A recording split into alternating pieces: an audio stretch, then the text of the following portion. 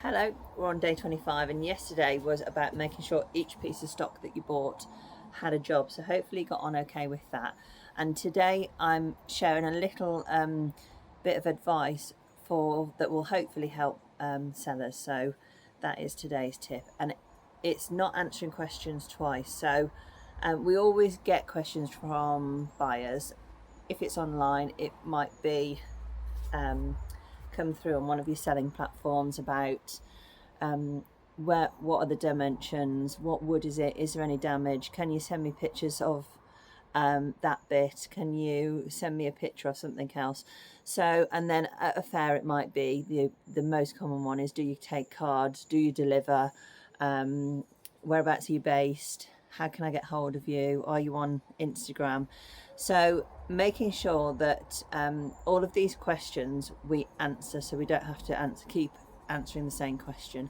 So if we take the online side of it to start with, just think back to the question that you were asked last. So what it might have been, have you got do you know the maker, or do you have a picture of this?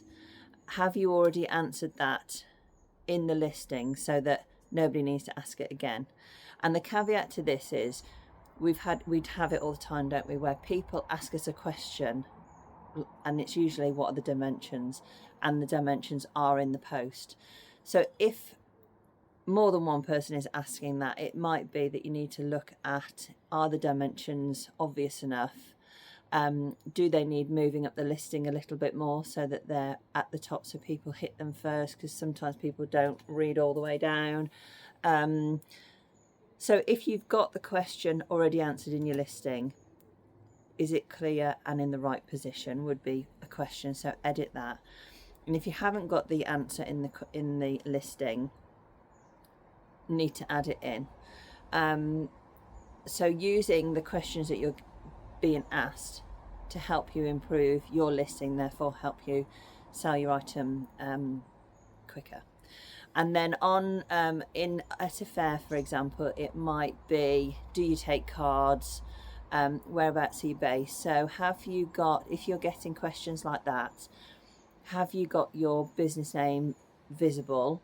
Have you got maybe a code that they can scan to take them straight to your social media? Have you got cards, if you're going to print cards, have a printed version that people can take off or take with them? Potentially they then lose them, so it's always good to get them to find you when they're there. So maybe a more digital way of doing it is an instant thing, and then people are therefore not going to potentially lose your card or forget your name. And then other questions, do you deliver, whereabouts are you based? So have you got those answered on either, if you're going for a visual banner or something like that, or a little sign, have you got those questions answered? People sometimes tend to, if you have those, for instance, I had a lovely big old gilt frame that I wasn't using.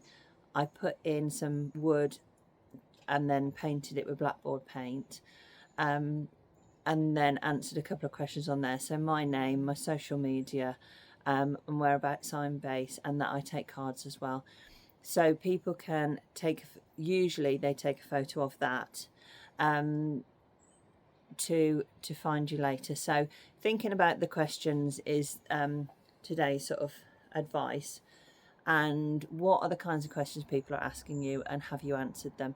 So your little quest today, if you choose to accept it, is to think about the last question you were asked, so online or at a fair, and have you already answered that question in your listing, or do you need to do that? And then if you're getting the same questions but they are already in your listing, are they obvious enough, or do you need to change something around that? So if you're getting questions of, can I have extra photos, is it that photo is missing off so you've done plenty of photos, all beautiful photos, but maybe there's a particular angle or something that people want, so if they're asking for that. So that's my little thought for today.